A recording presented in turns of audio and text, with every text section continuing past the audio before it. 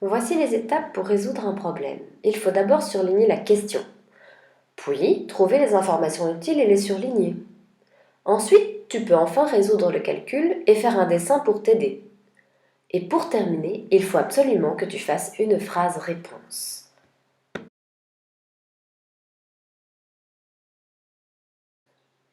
Pour financer un voyage en classe de ferme, la maman d'Ilona qui a 32 ans vend de la soupe pendant le temps de midi.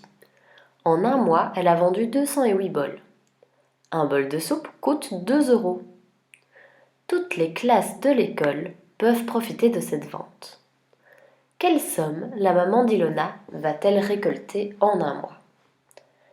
Alors, je vous laisse chercher ici dans le texte la question et la surligner. Voilà, je vous laisse une minute pour le faire.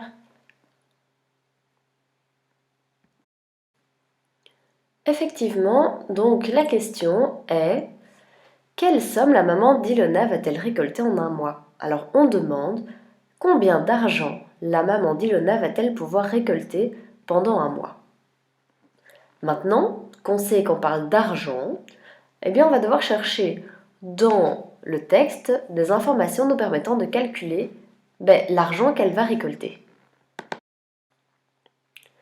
Alors, dans le texte, pour financer un voyage en classe de ferme, la maman d'Ilona qui a 32 ans, est-ce que ça nous intéresse le fait qu'elle ait 32 ans? Ben non, pas forcément. D'accord, ça nous intéresse même pas du tout.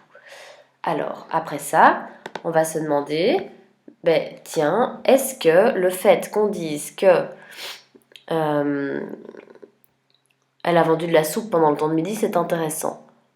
Non, ça ne nous concerne pas forcément non plus au niveau de l'argent pendant un mois. Ah, phrase suivante. En un mois, elle a vendu 208 bols. On a déjà une information au début de la phrase. En un mois, ça nous intéresse. Et elle a vendu 208 bols. Ça parle d'une quantité de bols. Ça va être utile pour calculer le prix. Ensuite, un bol de soupe coûte 2 euros. Mais ça aussi c'est intéressant. On parle ici d'une valeur en argent et on nous demande, tiens, quelle est la somme que la maman d'Ilona va dépenser. Et on a alors ici toutes les informations nécessaires pour résoudre le problème. Je vous laisse chercher pendant 2 petites minutes le calcul qui pourrait convenir pour trouver la somme que la maman d'Ilona va récolter en un mois.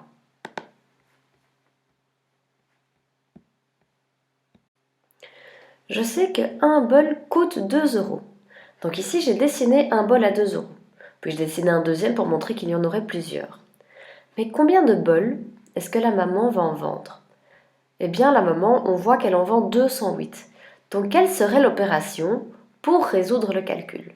Un bol coûte 2 euros, mais j'en vends 208.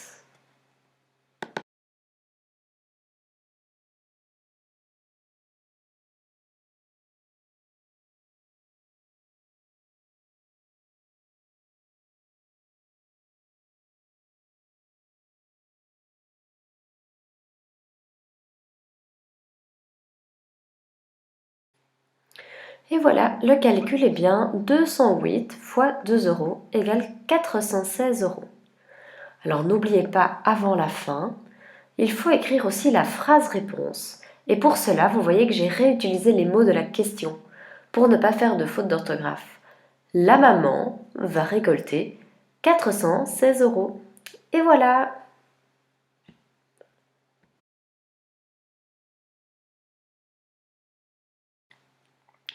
Dans le problème ci-dessus, il manque une information pour pouvoir le résoudre.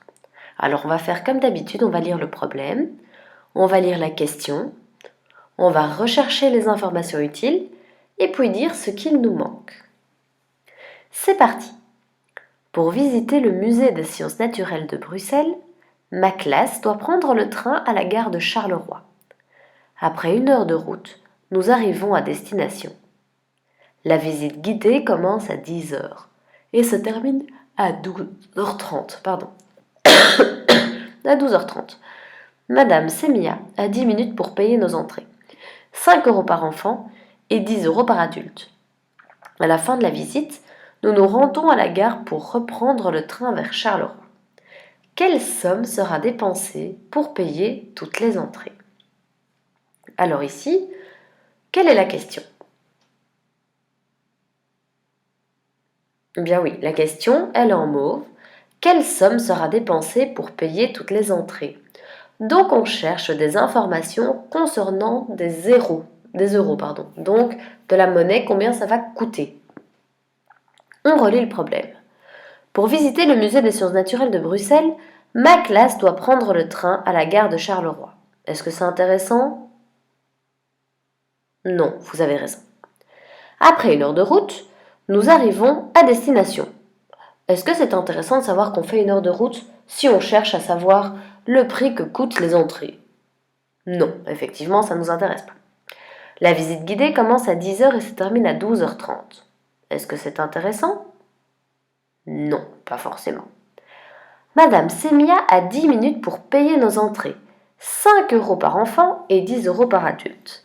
Alors, ici, qu'est-ce qui est important dans cette phrase? Les 5 euros par enfant, oui, chaque enfant paye 5 euros et chaque adulte paye 10 euros. Alors ça, c'est intéressant. Maintenant, que nous manque-t-il pour calculer le prix que va nous coûter toutes les entrées? Je sais que chaque enfant va payer 5 euros et que chaque adulte va payer 10 euros.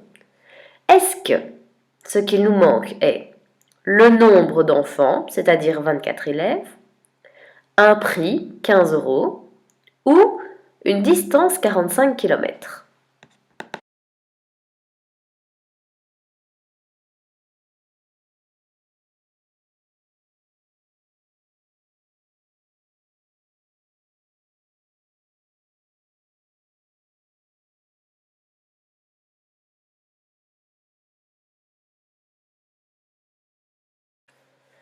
Effectivement, il s'agit du nombre d'élèves. Si j'ai déjà un prix, je dois savoir combien d'élèves vont payer ce ticket à 5 euros. L'enseignante, je le sais, il n'y a que Madame Samia. Les 15 euros de la deuxième case ne nous intéressent pas. On connaît déjà le prix des tickets. Ces 15 euros, on ne sait même pas de quoi ça parle. Et alors, les kilomètres, là, ça ne nous intéresse pas du tout parce que ça ne concerne pas le prix des entrées et donc le prix que payerait Madame Samia. Maintenant que vous savez qu'il y a 24 élèves, que tous les élèves payent 5 euros, mais on n'oublie pas non plus le professeur qui paye 10 euros, combien vont coûter les entrées à Madame Semia?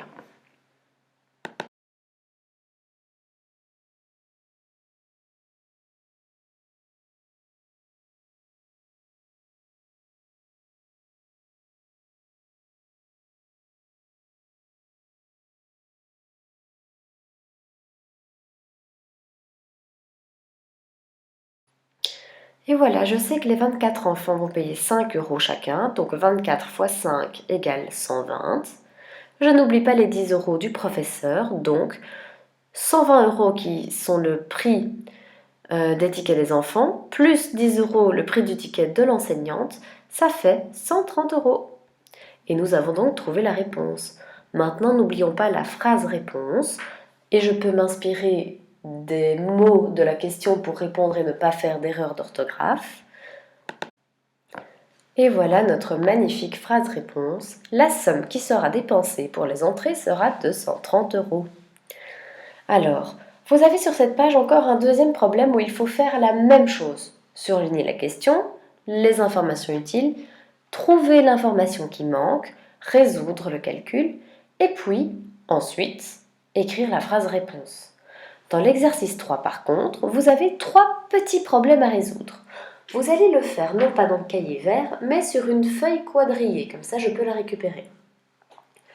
Vous allez devoir me noter les étapes pour chaque problème.